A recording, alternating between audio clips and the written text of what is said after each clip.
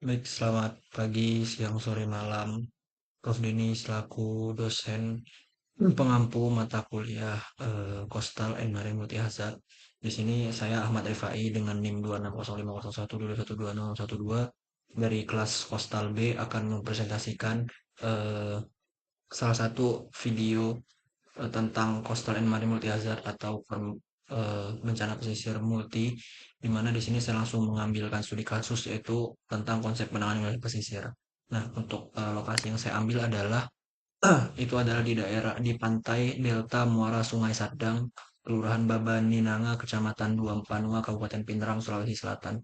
Jadi di daerah ini adalah suatu wilayah sungai, wilayah muara sungai yang dimana terjadi sedimentasi yang sangat besar. Nah, sedimentasi itu diakibatkan oleh adanya proses penambangan pasir di sepanjang sungai yang menyebabkan adanya penumpukan dan adanya sedimentasi di daerah muara sungainya. Nah, ini gambar dari citra yang telah saya ambil. Kemudian, nah ini adalah analisis arus dan gelombang. Jadi, eh, ini lokasi yang saya ambil ini adalah citra tahun 2019. Nah, ini dia mengalami perubahan yang sangat amat signifikan. Coba kita bisa lihat di Google Earth.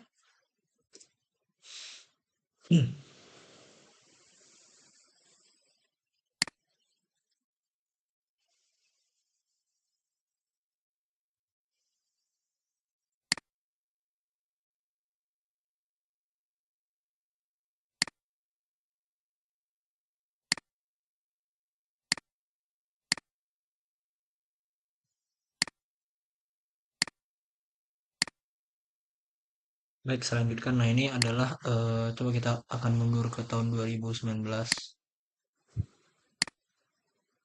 Ini adalah bentuk muara sungainya 2000, tahun 2019.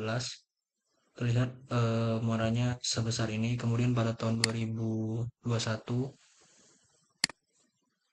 tidak ada belum ada perubahan, dan pada tahun 2023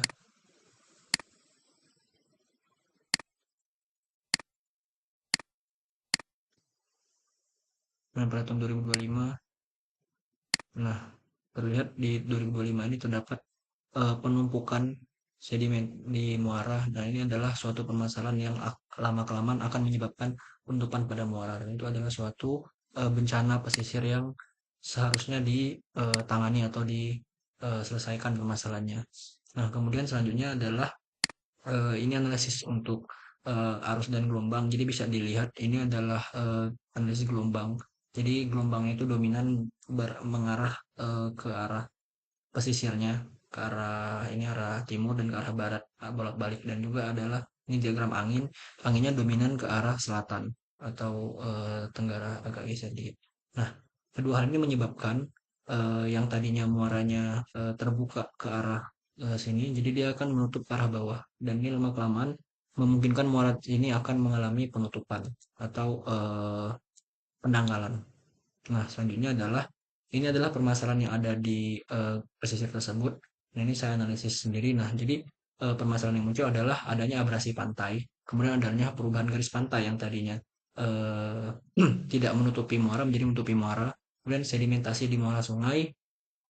Ini adalah juga permasalahan yang terjadi di muara tersebut. Kemudian ada aktivitas penambangan pasir. Ini adalah permasalahan dari faktor manusia yang dapat memperparah kondisi di muara Sungai Sadang, dan adanya permasalahan yaitu minimnya vegetasi pelindung pantai, di mana vegetasi pelindung pantai yang minim ini juga membantu atau menambah keparahan sedimentasi di muara sungai karena tidak adanya pelindungan alami dari vegetasi, biasanya mangrove, sehingga mengakibatkan abrasi dan perubahan garis pantai itu semakin cepat terjadi di muara Sungai Sadang.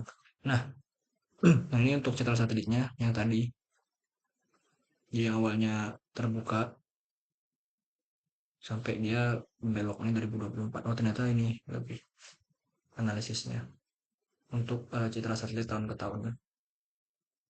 Jadi awalnya terbuka ke arah atas, mulai menurun, turun, turun, dan makin menutupi. Nah, ini juga tadi saya ini sudah pernah saya coba analisis di tahun 2024 ya atau di sinilah. Nah, ini lebar muaranya itu tersisa sekitar hanya 200 meter dan ini termasuk kecil untuk sebuah muara. Dan ini juga di sini juga terdapat pulau-pulau kecil yang mulai terbentuk karena adanya penangkalan. Ini juga menyebabkan permasalahan yaitu terganggunya alur pelayaran karena Sungai Sedang ini termasuk salah satu alur jalur keluar masuk kapal terutama di wilayah-wilayah daerah seperti ini di perkampungan. Selanjutnya adalah eh, ini juga terdapat kami menganalisis perubahan garis pantai. Jadi ini bisa dilihat tahun 2019 garis pantainya tersebut di warna hijau ini. Ini garis pantai tahun 2019, kemudian warna biru itu garis pantai tahun 2021, warna merah itu garis pantai tahun 2022, dan warna kuning itu adalah garis pantai tahun 2024. Makin lama adanya, pertama sini bisa dilihat itu kemunduran garis pantai. Makanya tadi dibilang di awal permasalahannya adalah abrasi garis pantai. Next. Nah, ini untuk penilaian kerusakan itu berdasarkan yang sudah saya pelajari di magang, itu saya menggunakan surat edaran ini surat edaran PU eh, Kementerian Pekerjaan Umum nomor 8 tahun 2010 tentang pedoman penilaian kerusakan pantai. Nah, kenapa saya memilih metode ini? Karena menurut yang diajarkan pada saya, metode ini adalah salah satu metode yang menganalisa kerusakan pantai secara keseluruhan. Jadi tidak hanya faktor dari abrasi ataupun erosi, tapi juga dari faktor-faktor lain. Nah, ini di sini dia terbagi menjadi beberapa bagian yaitu ada L1 atau faktor lingkungan atau L terbagi lagi menjadi 8. Ini kriterianya. Ada kerusakan pada permukaan fasilitas umum, kemudian yang bisa dibaca.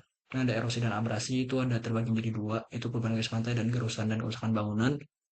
Dan ada sedimentasi atau dikodekan dengan SP1 dan SP2. Sedimen 1 itu, SP1 itu muara sungai yang tidak untuk pelayaran dan SP2 itu untuk pelayaran. Karena Sungai Sandang itu adalah sungai yang digunakan untuk pelayaran, maka termasuk dalam SP2. Nah, untuk penilaiannya ini adalah 250 itu kita melihat di surat edarannya. Nah, ini. Jadi di sini ada kriteria-kriterianya untuk permasalahan yang ada dari yang tadi ini kode L1 adalah pemukiman, itu ada kriterianya, jika ringan itu seberapa dan berat itu seberapa. Nah, sebagai contoh ini adalah L3. L3 itu kerusakan kawasan pesisir karena penambangan pasir. Karena sepanjang sungai tersebut banyak penambangan pasir ilegal. Nah, itu tergolong ke amat sangat berat. Kenapa amat sangat berat? Karena lokasi penambangannya itu pada jarak kurang dari 100 meter dari garis pantai dengan alat berat mekanik. Itu didapatkan dari analisis di berita dan juga informasi dari internet. Nah, untuk penilaiannya ada di bawah. Nah, ini untuk amat sangat berat itu dinilai dengan 250. Begitu juga dengan yang erosi abrasi. Itu kode EA1. Nah, ini adalah perubahan garis pantai. Nah, tadi yang dianalisis garis pantai yang sebelumnya ini sudah saya hitung perubahannya itu melebihi 3 meter per tahun. Makanya digolongkan sebagai amat sangat berat atau berbobot 250. Kemudian yang terakhir adalah sedimentasi yang dikodekan SP2 yaitu sedimentasi muara sungai untuk pelayaran. Nah, untuk kriterianya, nah dia hanya di 100. 100 itu artinya adalah dia kerusakannya sedang. Kenapa sedang? Karena sebagai kriteria adalah muaranya sungai tidak stabil, alur menyempit tetapi perahunya masih bisa masuk karena tadi lebarnya masih sekitar 200 meter. Makanya kapal masih bisa masuk ke sungai ke muara sungai tersebut. Namun itunya tidak stabil apa gerakan gerakan sedimennya sehingga itu adalah suatu permasalahan. Nah, kemudian di paling ujung adalah koefisien tingkat kepentingan. Nah, untuk tingkat kepentingan ini ada juga kriterianya adalah yang ini. Nah, dia tergolong ke 0,75. Kenapa? Karena di sekitar sungai tersebut itu hanya digunakan sebagai lahan pertanian seperti perkebunan, persawahan, dan pertambakan oleh rakyat. Jadi koefisien tingkat kepentingannya itu kecil termasuk di 0,75. Semisal dia adalah konservasi yang lumayan besar seperti warisan dunia, seperti Purah Tanah Lot, maka koefisiennya akan semakin besar karena kepentingannya untuk penanganan akan semakin urgensinya semakin tinggi. Selanjutnya adalah setelah kita dapat nilai dan bobotnya ada berapa, jadi tadi nilai dikalikan dengan bobot hasilnya segini.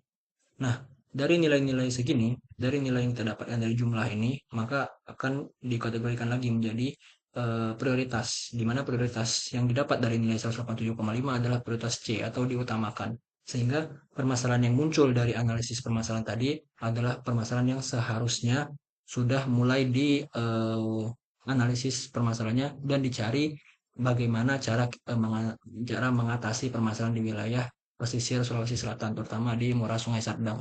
Nah, berangkat dari itu, kami atau saya juga memberikan matriks pemilihan alternatif penanganan, di mana saya membagi menjadi dua, yaitu alternatif satu dengan non struktural, yaitu dengan normalisasi, dan alternatif dua yaitu kombinasi non struktural dan struktural.